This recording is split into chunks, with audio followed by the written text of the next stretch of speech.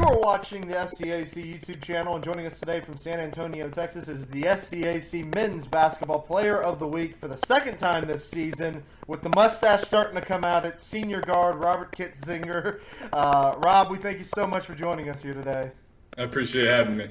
All right, well, let's start with this, Rob. Last week, San Antonio got hit with some unusual weather, if you will. A lot of ice falling on the ground. It was not a pretty scene, and it really put a damper on your travel expectations as you guys went to Dallas and Colorado, not getting to Dallas till very late Friday evening and then having to fly to Colorado early Saturday.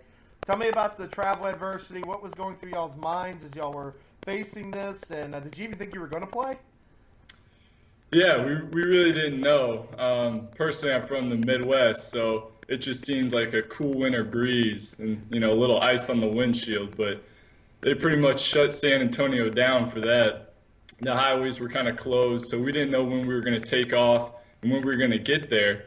We were planning on leaving early in the morning on Friday, and we got delayed all the way to 1 p.m. Friday afternoon. So we had that 5-hour bus ride, so we didn't know if we were going to play. And we thought that, maybe just one of the teams, guys or girls, was going to play, and then we'd have to remake the game up.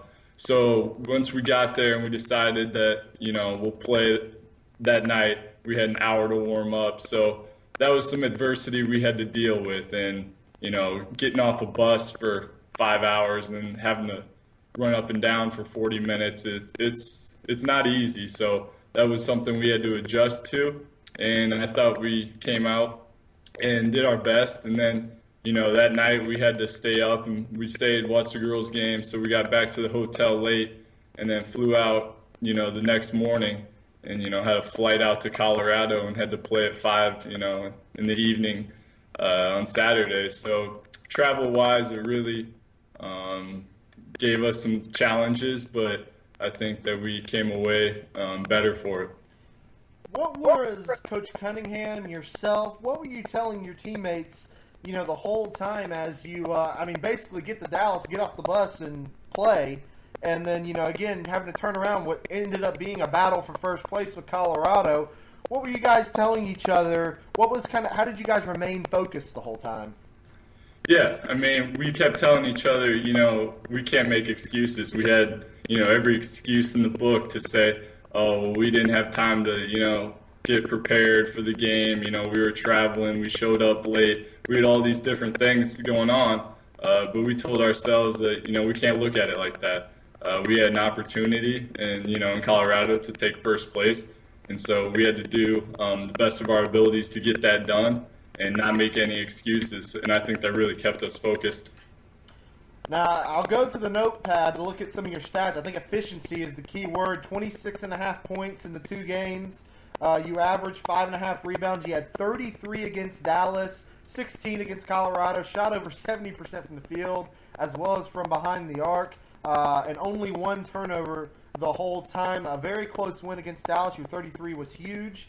And then, of course, the 16 against Colorado, a very great team effort in a 15-point win. Just tell me, how were you able to be so efficient? What were you able to do to be so successful this weekend? I've been getting in the gym, getting some shots up. So when, my opportunities came during the game, take the best advantage of getting those shots and making them. So, but a lot of it has to do with, everybody playing as a team, working, getting each other open. And when we're kind of clicking on all cylinders, then we're getting pretty good shots. And when we're getting shots, it's better chance of them going in. Tell me, from a team that faced all this adversity this week and still went 2-0 against 2 very good teams, what's this do for this team's confidence going forward, especially with the second half of the conference season coming up? You're going to spend a lot of your time on the road. Yeah, we have our last 2 home games before the tournament coming up this weekend, and then pretty much the rest of February we're on the road.